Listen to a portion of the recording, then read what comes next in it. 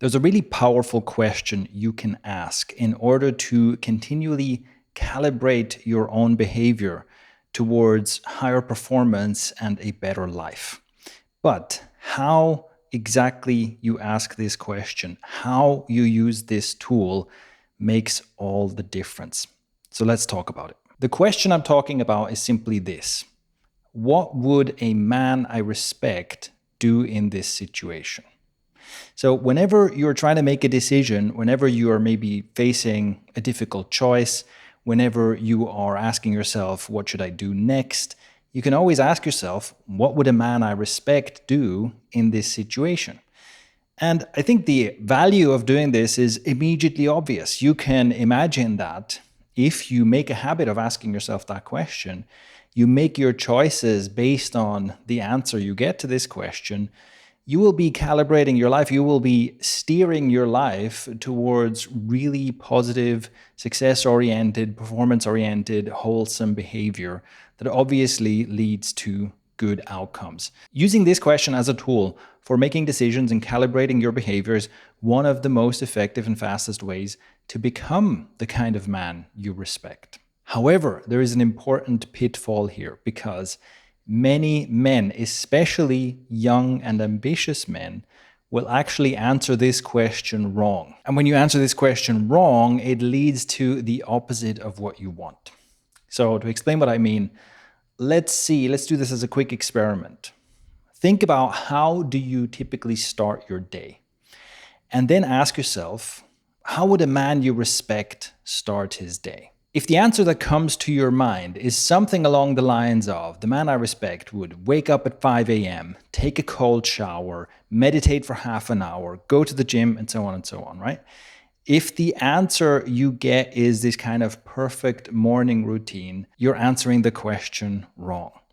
Because what you're actually answering is, what would the ideal man do? What would the perfect, flawless man do? What would Giga Chad do? And trying to orient towards Giga Chad behavior is actually not that useful in almost all cases. And we'll talk about the exception at the end. So this is not what I mean with the question, what would a man I respect do?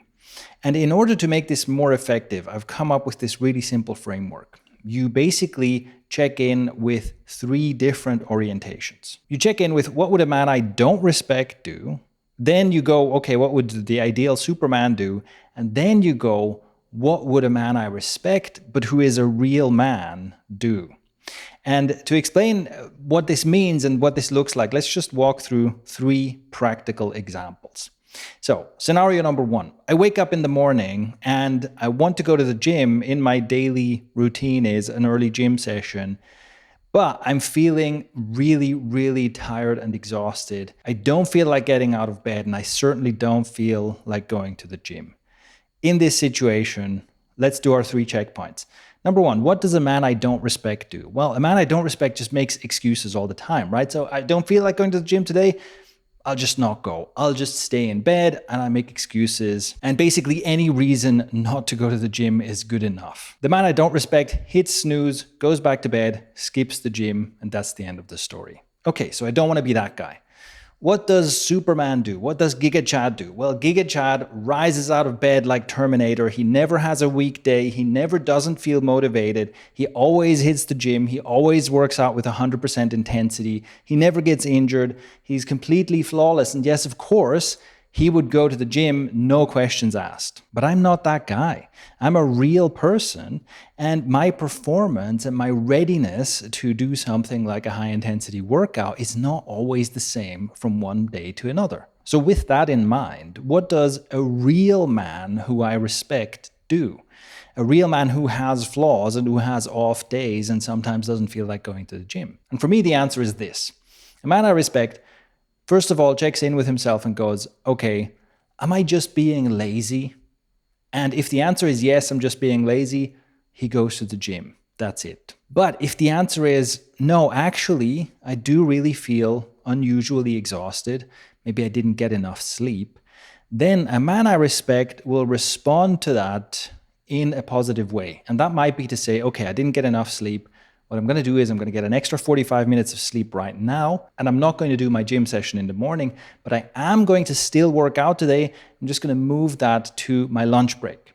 So I'm going to get that extra sleep, I'm going to get the recovery I need, and I'm going to do my workout later.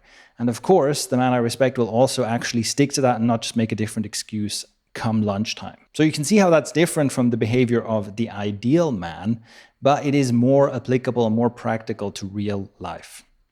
Let's go to another example. Let's say example number 2, I'm single, I'm unhappy about being single. What do I do about it? Let's go through our 3 checkpoints again. Number 1, what does a man I don't respect do in this situation? A man I don't respect will be on dating apps and be swiping on dating apps and have the typically unsatisfying experience there, right? Lots and lots of swiping, not many matches, lots of flakiness and getting ghosted, and it's just very unsatisfying. And a man I don't respect will basically go for dating apps because it seems like the easiest option, will be swiping there all the time, will be feeling sorry for himself, and will then let the bad mood, the bad vibes created by this kind of takeover, maybe starts watching videos about how dating is so broken nowadays, and starts becoming one of these people who complains online about how there's no good women left. So basically becomes bitter and cynical and still spends all this time swiping on dating apps, and maybe also in between like scrolls through Instagram looking at incredibly hot babes, fantasizing about being with them. Maybe uses porn, but basically does anything but be proactive out in real life to do something about this situation. So that's the guy I don't respect. I don't want to be that guy. On the other end of the spectrum, what does the ideal man do? Well, the ideal man is the perfect charmer. He is obviously not on dating apps. He's just out in the world doing his thing, and whenever he sees a gorgeous woman, he goes up to her and he talks to her, and he's like super smooth and charming and charismatic, and he seduces whoever he wants anytime, right? He's basically this flawless seduction machine, and he can solve his dating problem, his not having a girlfriend problem at any moment because he's so incredibly charming and desirable. Again, unfortunately, I'm not this guy. So what does a real man whom I respect do in this situation? For me, the answer is that a man I respect acknowledges that dating apps are not a great way to do this, and they're basically misery creating. And so he's not on dating apps. Instead, he is proactive about meeting people in real life. But he's also not this perfect charm machine. And maybe he realizes that, okay, I feel a little shy about talking to strangers and I want to do something about that. So how do I do that? Well, maybe I challenge myself to talk to 1 stranger today, and then 2 strangers tomorrow, and 3 strangers the day after. And I work my way up, go from 1 to, let's say, 10 strangers in a day in order to address this problem of I'm trigger shy, right? I'm shy about actually talking to people. And even if I do that, and I don't get any numbers, I don't get any dates, I don't, get a girlfriend from these approaches I do in 10 days, it doesn't matter. That's still respectable behavior because I'm recognizing the problem, I'm avoiding the toxic option, which is dating apps, and I'm being proactive about solving my problem. Okay, example number 3, let's say I'm in a relationship and I'm having a difficult moment with my partner. We're having some kind of a conflict, I'm getting emotionally triggered by something she does or says. Again, 3 checkpoints. What does the man I don't respect do? Well, the man I don't respect is just completely taken over by his emotions, says and does things he later regrets, and then has to apologize for it, or is in some kind of a loop of lashing out, somehow exploding at his partner, saying things he regrets, apologizing for it, doing it again, apologizing for it, doing it again. Or maybe he's in denial, right? He pretends like it didn't happen or whatever. He's basically being toxic. I don't want to be that guy. What does the perfect man do? Well, the perfect man always has the perfect answer, right? He's never emotionally triggered. He never lets his emotions get the better of him. He always finds the perfect response for the moment. Maybe that is, to listen patiently.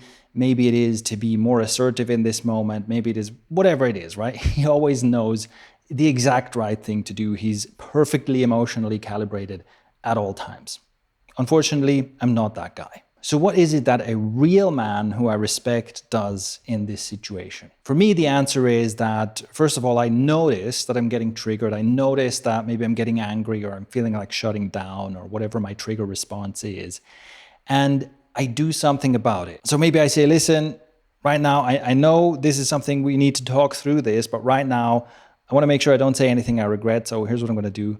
I'm just going to go outside, take a walk, get some fresh air, clear my mind, and I'll be back in like 15 minutes. And by then, like, I let myself cool down first, and then we can talk about this. And maybe that's not the perfect solution. Maybe she gets a bit upset that I'm kind of walking away in the middle of whatever conflict we're having, but I'm making the best choice I can make in that situation. So those are 3 examples of how I would use this tool to calibrate my behavior in different situations.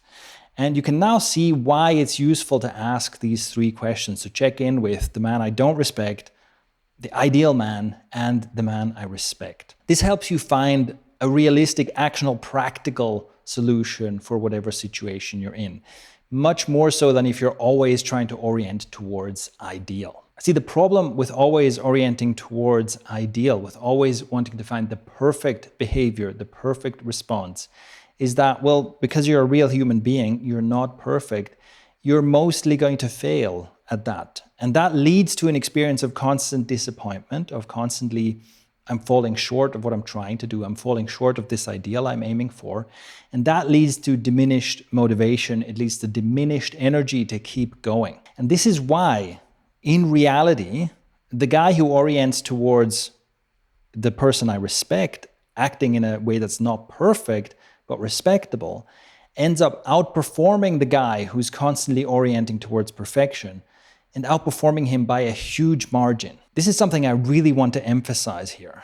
The internet and social media are full of these examples of ideals. We are constantly seeing, obviously, the fitness influencer with the perfect physique. We're seeing people portray their perfect lifestyles. We listen to podcast conversations with people who are the absolute top in their field, right? The most successful entrepreneurs, the most amazing athletes, the most accomplished creators. That's what we're constantly seeing.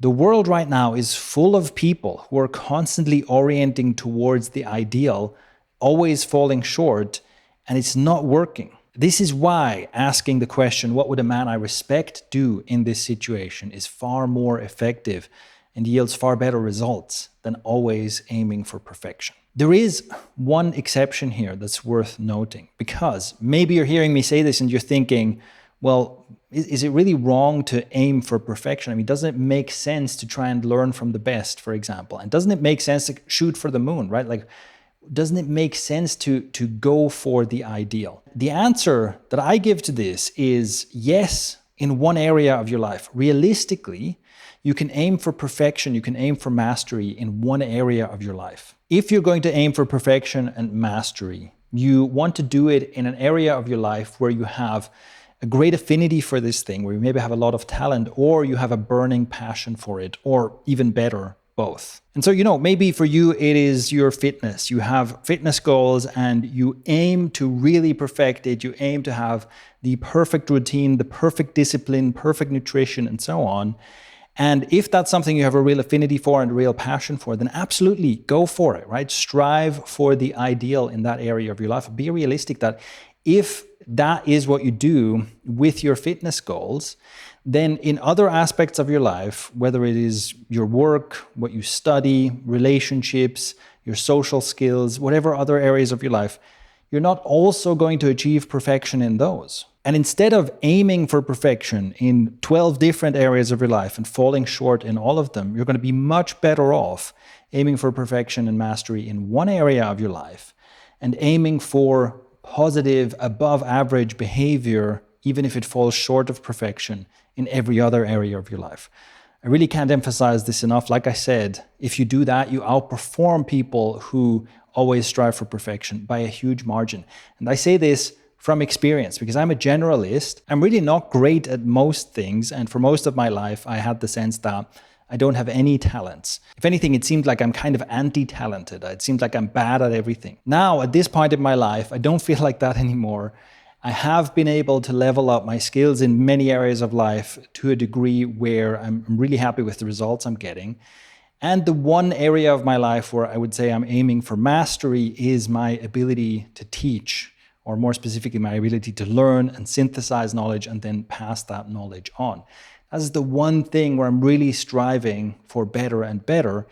And at everything else, I am very happy to be a generalist and to be pretty good at these things without striving for perfection. So if you want to level up your life and improve your behavior and improve the outcomes you get in your life, try this out. Make a habit out of asking the 3 questions I presented here in order to calibrate your behavior as you go through the day. And the more you do it and the more you practice it, the better you'll get at it. In fact, you can try it out right now. What would the man you respect do next after watching this video? Leave a comment with your answer and then go do that thing. That is all for this episode of the Quit by Healing podcast. Thank you for tuning in.